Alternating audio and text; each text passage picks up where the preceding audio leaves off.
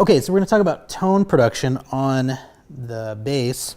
A couple of things that I have on this instrument. Now, just bear in mind really quick that every bass is going to be different, so you're going to have to experiment and get a good sound yourself.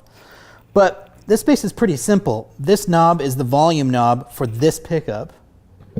This knob is the volume knob for this pickup. And this knob is a tone knob. Now, a tone knob just refers to a treble frequency filter. So if I use the pickup in the front only with the tone knob off, I get kind of a classic bass sound,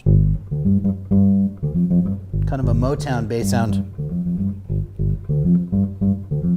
Okay. If I use the pickup in the back with the tone knob off, I get sort of a funky, brighter cutting sound.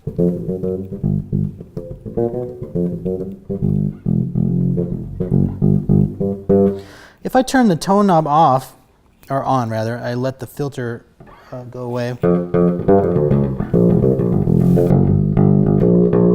I get a lot more treble sound through the instrument. Another thing you'll notice is on this bass I have sort of classic vintage wired pickups on it, so you get this sort of buzzing sound coming through, and that's actually kind of normal. But if I move around, the sound goes away.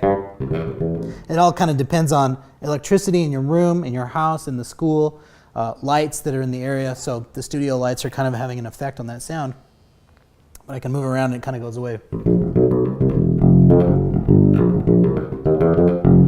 If I use both pickups, the sound is negated by the two frequencies of the wiring. So now I have both pickups on and the tone knob filter is up. So I get a lot of the bottom end from the front pickup and a cutting sound from the back.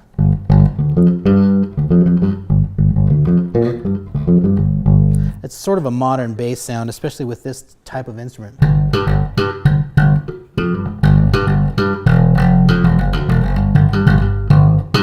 Anyway, so with your instrument, you might have an active system where you have to put a battery in your instrument, and you have different controls. Maybe your 3 knobs control bass, mids, and treble, different things like that. So experiment with a little bit so that you can kind of get the sound that you're looking for.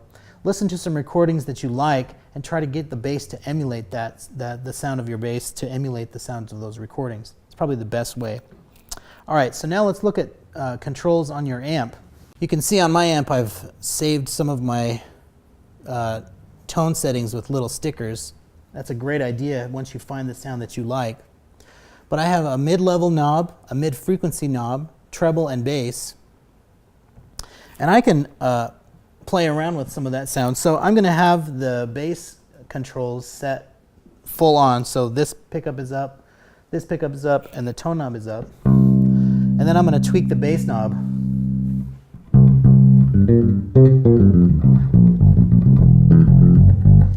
So it's really boomy sound, which might be cool if I'm playing maybe some reggae stuff. Different things like that. If I take it out,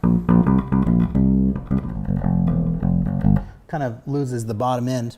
So I've got a setting right there that I like. It works pretty well. For my mid-frequency, and it all depends on your amp too, so you have to do some experimentation. But the mid-frequency is it's a really important thing to work with on the bass. The mid-frequency is the frequency range that will allow the rest of your band to hear the bass from the stage. A lot of people don't realize that the bass frequencies are long waves, sound waves that are kind of long. The length of this sound wave, I think the low B on a 5-string bass is 32 feet long. So they can be pretty long. And that being said, if your band members are sitting really close to the bass amp, they might not be able to hear the full frequency of the bass. So by using the mid knob, I can add some some clarity to the sound. It doesn't really sound that great from the stage or from where the player's sitting, but from far away it actually does sound really good in a live situation. If I, depending on your amp, I can have a knob that sweeps through those different frequency ranges. And you can hear it if I play this string with my other hand and turn the knob.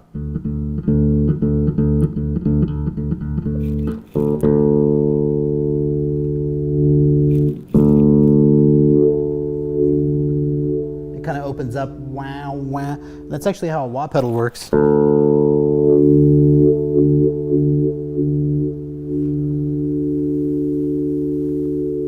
So I have a setting that I like, and I dial it back a little bit.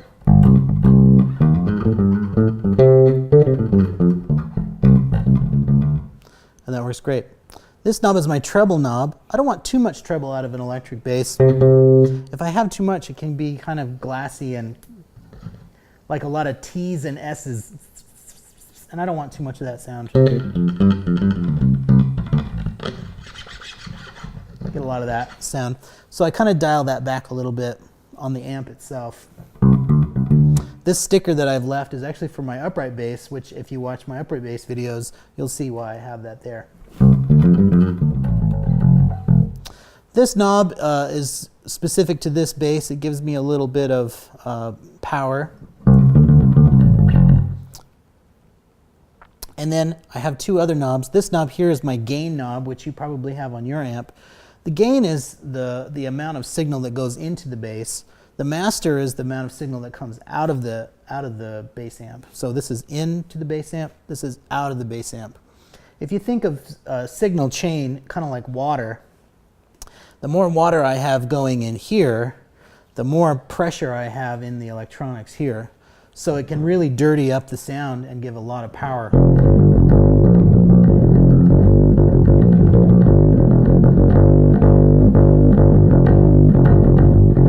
Kind of a metal-y rock sort of sound. The less gain I have, the more I have to rely on the output. But the sound itself, the tone itself will be more clean. And by clean, I mean less sort of distortion or crunch, that sort of dirty sound that you heard just a second ago. With these settings, I can get a good sound out of any of my basses. Experiment with yours, see what you like, and remember that tone is more important than volume. The cutting sound from the mid-frequency will help your band hear the bass really well. So experiment with the different settings and see what you can come up with. All right, thanks.